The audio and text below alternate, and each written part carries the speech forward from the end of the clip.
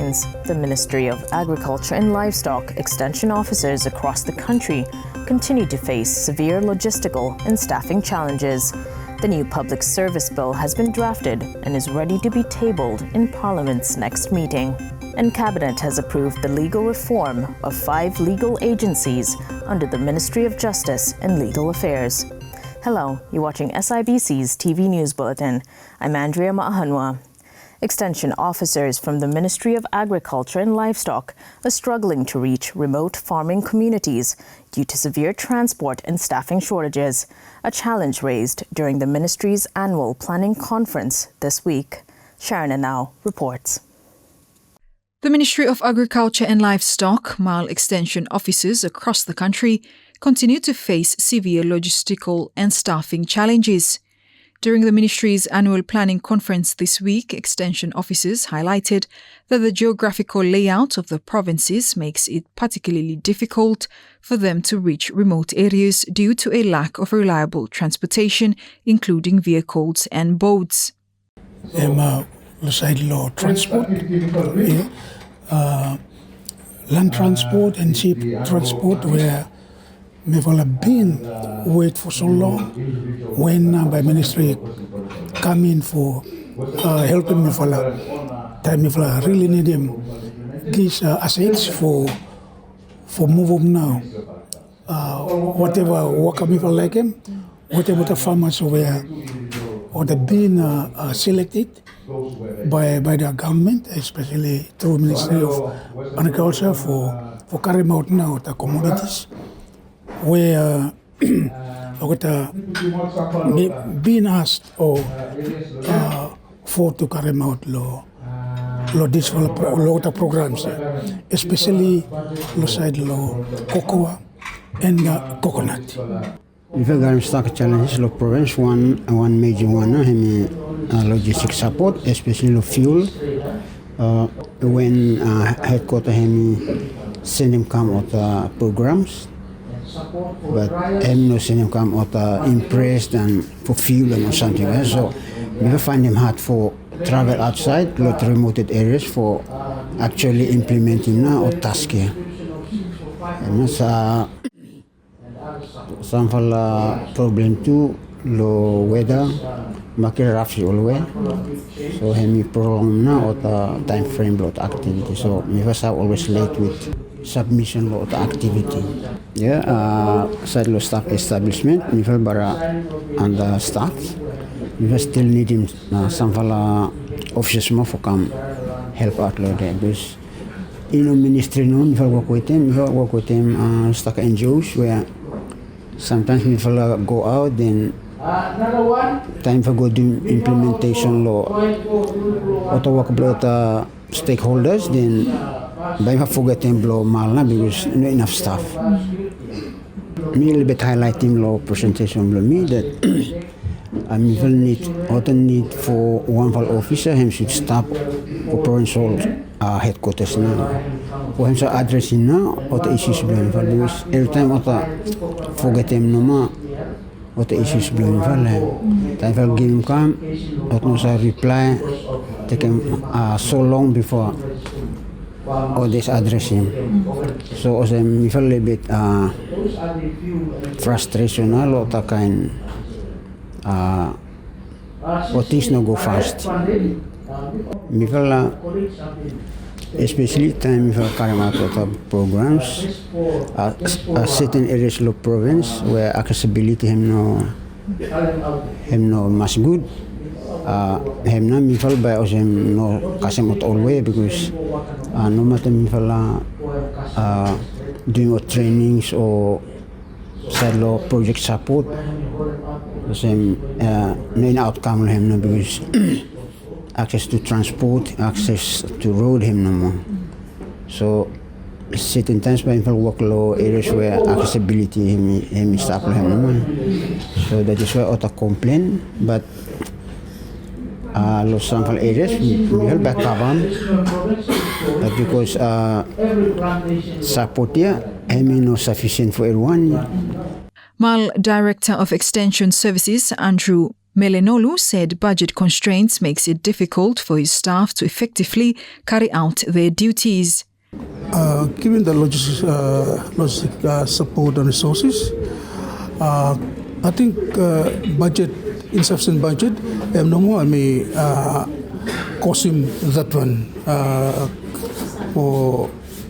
Because without a sufficient budget, but you definitely by under resourced. With the current extension officers in the number may differ from province to province. On average, one extension officer may be responsible for the smaller province, let me say 3,500, or bigger province, 1,000. One officer to 1,000 ratio. Okay, before the current 20 vacancies, but people ready for filling up, but still by me enough. And if people are current shortage of manpower, but if budget or the logistic support, if us are mobilized, it's all about people sit down together and how best by people sit down and harmonize him one them if like him, given the budget constraint and logistic constraint. Meanwhile, Permanent Secretary Dr. Samson Viulu, in acknowledging the challenges faced by his extension staff, said they are working to address the issue. Issues below mi fellow ministry, especially relate to the extension services below mi fellow provinces, have long-term issues. Issues we have over the years now. Have not just issues what happened last year and this year. So first, what by me like to say is yes, me feel acknowledging these issues, real issues. We have to do with them wakaman below mi fella and look at farmers lot rural areas blame me. Me feel also acknowledge him that behind take time for me resolving many or most of these issues. So what ministry I'm doing now is I'm calling this fella planning conference this fella time for gathering every extension officers below me local provinces for come together and me fella put him heads below me fella together for addressing now these issues by first identifying what now challenges and issues here and come up with them with solutions and recommendations how by me fella addressing now issues here. Sharon Nanau, SIBC TV. The new Public Service Bill has been drafted and is ready to be tabled in Parliament's next meeting. Sharon now with more. The new Public Service Bill has been drafted and is ready to be tabled in Parliament's next meeting. Minister of Public Service Honourable Francis Sade revealed in Parliament's recent sitting. He said the new bill has a subsequent legislation, namely the Public Service Regulation and the Public Service Orders. The existing Public Service Act was enacted in 1988, that is more than 37 years ago. And in subsidiary legislations, the General Order was gazetted in 1998. The Act and the Order has served their purpose well and now needs review. Reforming the public service to begin with the review of the Public Service Act and the General Orders. The review established the need for more modern and relevant legislative framework to replace the outdated legislation. A new public service bill has been drafted and is now ready to be tabled in this Parliament in the next meeting, with the subsidiary legislation, namely the Public Service Regulation and the Public Service Orders, are in drafting process with the Attorney General's Chamber. Honourable Sade said the subsequent legislation will clarify the roles and responsibilities of public service workers. He adds Cabinet has endorsed other key public bills and policies as part of the public service legislative reform agenda. These new laws and regulation clarify functions, roles and responsibilities. They outline the values and principle of leadership, of public management and a code of conduct. These laws also establish systems and processes used in recruitment, in discipline, in performance management, training and capacity development. This law promotes building a principle-based culture of service, of integrity, public confidence in the government and its public services. Sharon Nanau, SIBC TV. Cabinet has approved the legal reform targeting 5 key agencies under the Ministry of Justice and Legal Affairs, marking a significant step towards strengthening the country's legal framework. Alex Dadamo reports.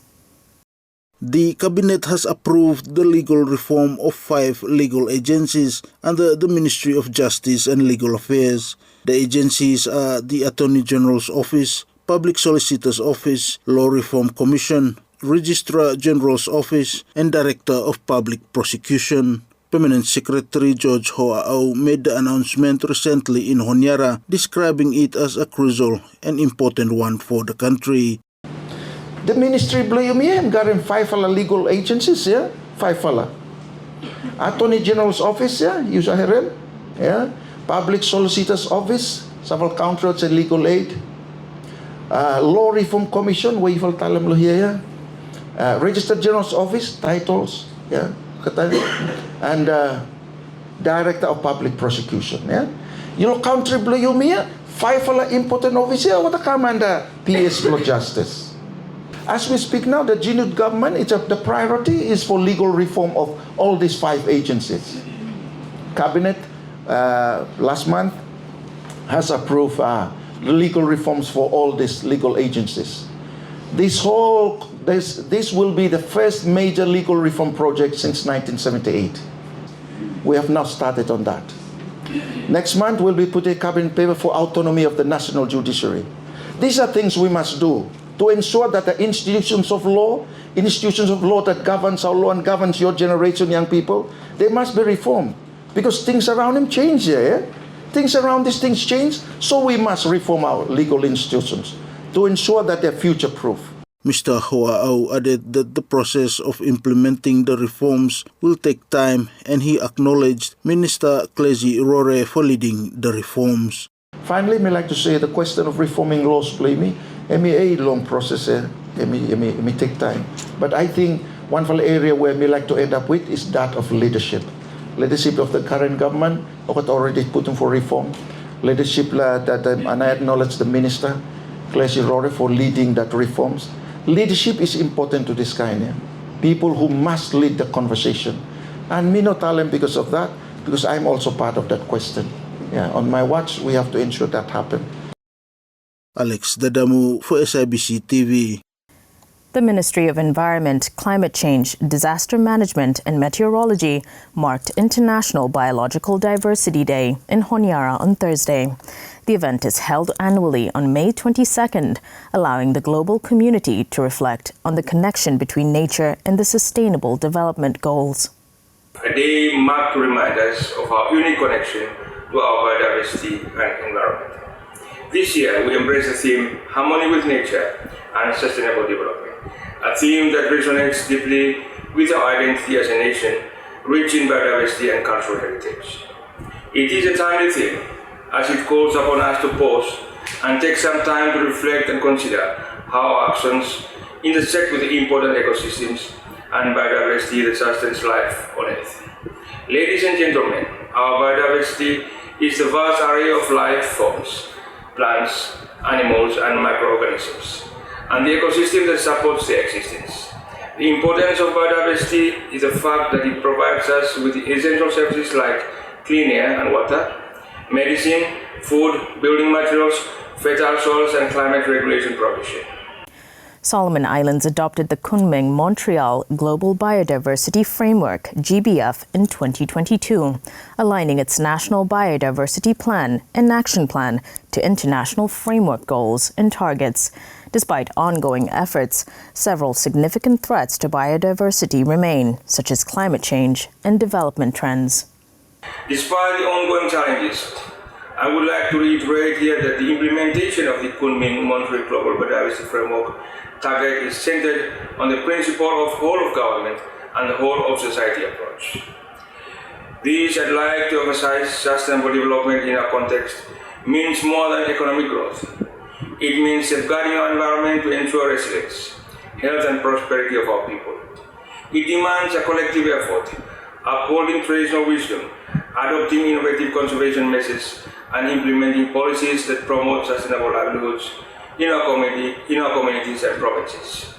Simple actions, when embraced collectively, such as protecting coastal mangroves and seagrasses, restoring degraded reefs, supporting ecotourism, and implementing nature-based solutions for stronger community resilience, can make a profound difference. It is a collective endeavor. Mane Mahaga also acknowledged leading community conservationists in the country. In a collective effort to support the global fight against the loss of biodiversity, I would like to take this opportunity to recognize and salute the community champions that have led success in community conservation effort within the communities. I am inspired by our communities, where local leaders and families are taking active steps to plant mangroves, clean our beaches, and preserve our natural heritage. These efforts demonstrate that change begins with us. When we work together, respecting our traditions and integrating our knowledge with modern practices, we can protect and restore our environment. The work your community or tribe is cultivating now is the vital steps to preserve the remaining biodiversity we have within our country, which will benefit the generations to come. Minister for Agriculture and Livestock, Honourable Franklin Derek Wasi, called for united national effort to protect and preserve the country's bee populations. Alex Tadamu with the details. Minister for Agriculture and Livestock Franklin Derek Wasi has called for a united effort to protect and preserve bee populations in the country. Honorable Wasi made the call during the country's inaugural celebration of the World Bee Day in Honiara this week. He highlighted the critical role bees play in maintaining ecosystems and ensuring food security, emphasizing the collective responsibility to protect their health. Unfortunately, bees around the world face unprecedented threats. Climate change is one of them. Habitat loss due to extractions, excessive pesticide use, and diseases are endangering their populations. If we lose our pollinators, we lose much more than honey. We lose a key pillar of sustainable agriculture. Today, I call upon all of us, the government, the partners, the researchers, the farmers, and the young people to tackle, to take action to protect and promote bee health. This includes 1, encouraging beekeeping as a livelihood opportunity, especially for rural communities and our youth, investing in research and training on apiculture and pollination services, promoting pollinator-friendly farming practices, including planting of flowering plants and reducing harmful pesticide use, supporting climate-resilient ecosystems where bees and other pollinators can thrive. Minister Wasi, in the meantime, called for collaborative efforts to support beekeeping clubs in schools, provide trainings for communities, and connect beekeepers to markets and modern technology. Let us work together in support beekeeping clubs in schools, provide training in rural areas, and link young beekeepers to markets and technology. Bees remind us that even the smallest creature can have the biggest impact. Let us honor them not only with words, but with action. On this inaugural World Bee Day, let us renew our commitment to sustainable agriculture, environmental protection, and food sovereignty for the Solomon Islands. Together, we can create a future where bees and our people flourish. World Bee Day is celebrated annually on May 20th to raise awareness about the importance of bees and other pollinators in maintaining ecosystems and food security. Alex Tadamu for SIBC TV. Visiting climate expert Professor Bradley Morgridge has emphasized the need to incorporate Indigenous and traditional knowledge into climate change policymaking, noting that Indigenous communities hold valuable historical insights and lived experiences of environmental change. Alex Tadamu reports. It is important that Indigenous or traditional knowledge has a place in the way policies on climate change are made and managed.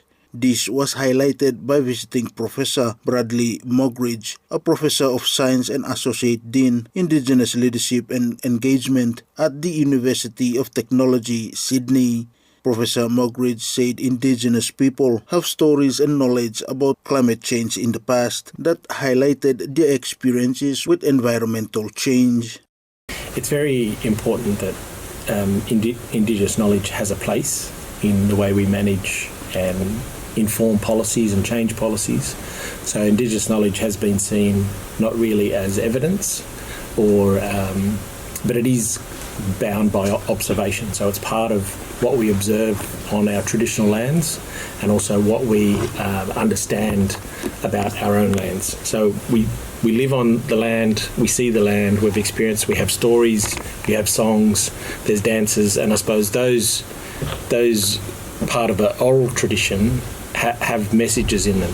And so we've seen climate change in the past. So there's stories that still are spoken today about sea level rise. So that was the end of the last ice age when the ice caps melted and we saw sea level rise. And so people had to adapt then, 7 to 10,000 years ago, and those stories still exist. So I think Indigenous people have experience in climate change, and they talk climate change, they've felt it, but I suppose it's because it's now, we have to adapt. And the challenge for our traditional lands is that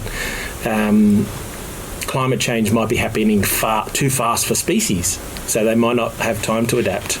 But we are lucky as humans, we hopefully can adapt in time. Professor Mogridge in the meantime says he hopes his visit will inspire students to take up studies in science research. That other bit of hope is that this tour can inspire the next generation to maybe do science, maybe not. They might have customary obligations, but if they do science, I'm here to help. Professor Mogridge's tour to the country is purposely to discuss at a seminar the role Indigenous cultures, traditions and knowledge can play in addressing climate change. Alex Dadamu for SIBC TV. And now the latest in sports with Crofton Utukana. The Guadalcanal Football Association GFA successfully hosted its Under-14 Football Festival yesterday at the DC Park, Central Guadalcanal. Speaking to SIBC Sports Association President Leroy Chauvy said the event forms part of their preparations for the upcoming Yumi Play Championship, which is scheduled to take place in Honiara next month. As you follow our finish that there will be a Solomon Cup Under-14 Yumi Play Championship happen this year. So it's a requirement plus for me for every PFAs for me for hosting of the Under-14 Championship for the selecting team for this Yumi Play program where happen in June this month here. So me fortunate for having this festival today and turn out today's program have a very song that me by our team for compete Solomon Cup Yumi Play program this year. What teams will come participate here? What from like clubs, villages, or you want to select from what zone football associations? Okay, actually, we select him clubs and even schools Yumi Play centers where we establish him Guadalcanal. Unfortunately, most of the Yumi Play centers we establish him constituency Guadalcanal, but not some make for come because of challenges of finance and transport. So somehow some schools and even communities now to respond positively. Some will happen for organizing this event. But today also for you looking at today, about 12 teams now attend this Under-14 championship where we hosting today, and we feel very happy to much for looking support the teachers and even communities coaches where taking up team for come and join this GFA Under-14 championship. How reaction the schools and teams will come joining this competition towards this championship? Yes, me looking at every schools and every communities where club will come participate in this event. They're very happy to much. The thing where always tell me for the most like for this event happen annually So mifala GFA mifala talemota that this event always happen annually because Solomon under 14 championship always happen every year. So mifala GFA always organizing this under 14 championship every year too. So me challenge him that if I go back to various clubs and even schools mifala go back and organize for next year more. President Siovi also expressed his excitement that the festival coincided with the FIFA Football Week with the theme Together We Are Stronger. Crofton Utukana, SIBC TV. And that's news. Follow us on sibconline.com.sb and our SIBC News Facebook page for more of our latest stories. Thanks for watching.